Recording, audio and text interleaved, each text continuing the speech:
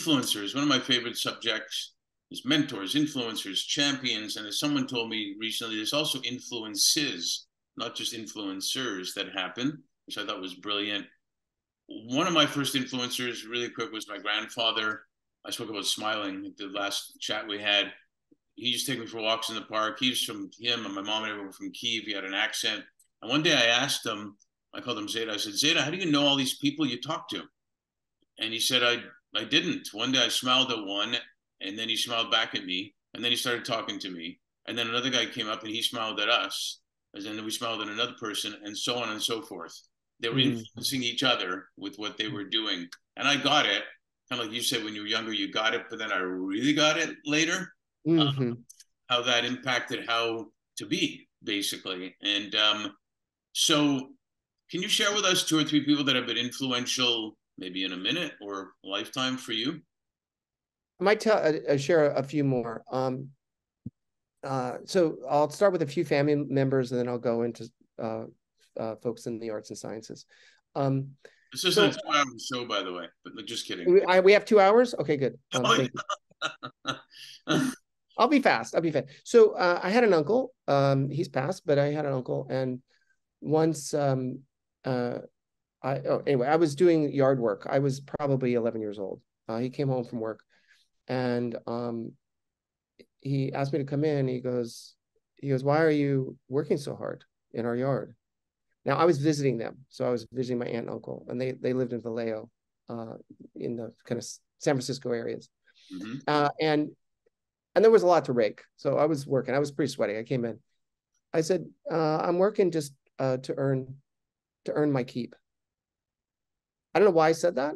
I actually was saying it because I thought by doing good work while I was staying there, that it was, kind of like a payback from letting me stay there.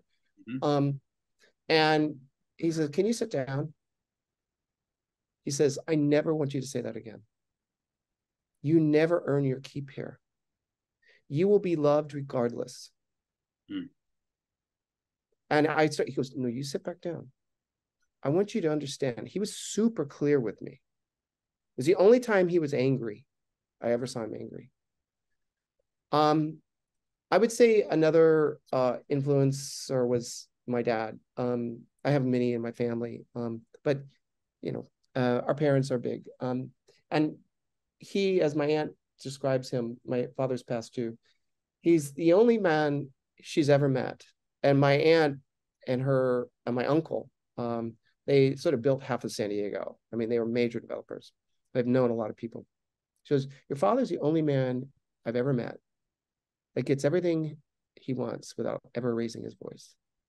He's the kindest man I've ever met. She goes, sometimes to his detriment. But that idea of getting whatever you want without raising your voice and being super kind, I'm not saying I'm those things.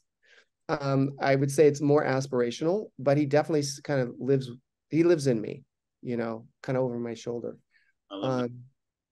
And I would say probably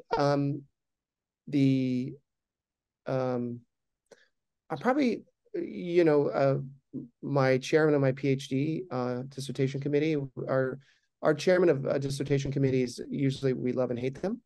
And I definitely had my periods of both. And so she being so erudite across the social sciences and having a sense of me, she often told me, I'm just kicking you out of the program. You're just not cutting it. Now, I was cutting it, I thought, but I was not in the area of research that all my colleagues were. I was looking deeply into algorithms and looking at their social impact. So one, I was not squarely in the medical school, and I was not squarely in the computer science because they weren't looking at social impact. They were looking at the technical aspects. Long story short, though, in the end of the day, some of that was strategy, some of it was real, but her guidance was absolutely very, very deeply caring. She is, to many people, a guru of guidance, and I really mean that. She has that higher consciousness. So I learned that. What's that? Would you call that tough love? It was tough, but there was another dimension to it. It was tough love, but there was another dimension, is like, do something, and this is Hopkins, by the way, overall, not just do something that is efficacious, but do something that matters. And that's why you see some of the best physicians and people coming out of Hopkins, because they don't just do medicine. Mm-hmm. They strive to do something that breaks through. I mean, on the best day, on the ideal day, that actually makes a contribution. Sure. That, you know, and I would say the other is, like I mentioned before in our longer discussion, Marcel Kinsborn. He doesn't know that I think this, and maybe he'll hear this. But his generosity and respect for my intellect, and, you know, and our discussions about really subjects, like he said to me, he goes, you know, one of the mysteries, Rodney, of neuroscience. So what is that? He goes, let me correct myself, neuropsychology. He goes, do you know why dreams are so cinematic? Think about it. Dreams are not words, they're cinema. So why? And they've always been since time immemorial. We don't know why. That's a problem we're solving, Rodney. And it was that kind of imagination that just like, oh my goodness, right? Science can be something beyond the bench. I wonder if that's where Charlie Chaplin got it. Who knows? So those are influencers, you know, the social science, you know, science, my family. And I would say, you know, there are people in books, you know, Peter Drucker, for people love him and hate him. I think as a organizational consultant, which is, I think, a kind of cheap way of putting it, he has a lot of wisdom, and I've learned a lot from him. But I've also learned a lot from Dostoevsky. I've learned a lot from, you know,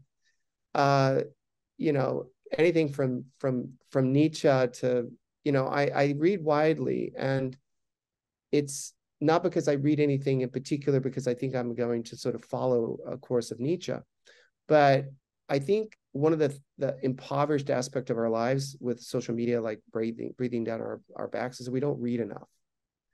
And so the worlds that we have that you're asking me about, influencers, most of my I would say at least half, if not more, are in books. Yeah. And it's a great point that leads to the imagination conversation, I believe, because you have to, you're kind of seeing it while you're reading, right? Yeah. Yeah. And another, just one more influencer that has been huge for me is Richard Feynman, the Nobel Prize winner. Mm-hmm. And it is definitely his work, but it's also his approach to his work. You know, he's been often he's been often commented on by other physicists to say, I don't know how he does it. He sits and he visualizes the relation between atoms. Now, he was computationally brilliant, but I'm saying he trusted his imagination. It didn't get computationally broken in him, you know, socialized or educated out of him. Well, what's that? I'm not a neuroscience guy, but I did learn visualization from a sports coach that had me apply it to being prepared to sit down and do exams, because I visualize myself before the exam sitting there. And especially for sports, you see athletes, someone that can visualize that atoms thing, Yeah. I think somehow gets into my layman terms, somewhere deep in the mind, that to be able to understand things and be able to just be bigger, or whatever the verbiage is. I don't know, but because there's so much that we don't know. But I think that's just amazing imagination that he's able to do that. But it's also, yeah, exactly. But there are many people that operate that way, but not nearly enough. And I think our educational system sometimes, I'm saying on the university level as well, or in particular, kind of works that out of us. And our secondary education works it out of us at a younger age. And there's a wonderful TED Talk, and I'm sure many of your listeners or watchers of this would have seen, by a I think it's Ken Anderson, why why schools kill creativity. Mm-hmm. Um, and I'm not saying that it's the end-to-end, explanation of what I'm saying, but he does touch on why, that imagination and creativity in particular, they're very twin aspects, but creativity is our natural resource, and we strip mined it out of our minds through the current, industrial based education. And I think my educational journey through influencers and my family has been I have spent tons of money, student loans and everything else, to find my way through that maze so that I can be this person sitting before you. Yeah, no, it's almost like back to basics, in a way, to start imagining things. Thank God we're going into space, because as kids that drove a lot of imagination for us too. Yes, absolutely. And like, what if type of thing, right? So, Yeah. Can we be astronauts? Oh my goodness. or can't even, as a little kid, thinking, if I could get in a rocket with infinite fuel, how far could I go? Yeah, absolutely. And things like that.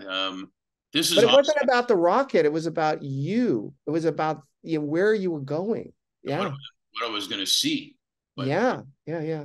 so, thank you so much for sharing all of that. I know that you're influencing people. And I think one thing we should all be aware of is, knowing or not knowing, we're actually influencing people all the time. And it's probably very likely that well, not likely, it's for sure, it's our choice to be positive or negative out there, because we are impacting people no matter what. So thank you for being one of the positive influencers. Thank you, Mark. I appreciate it.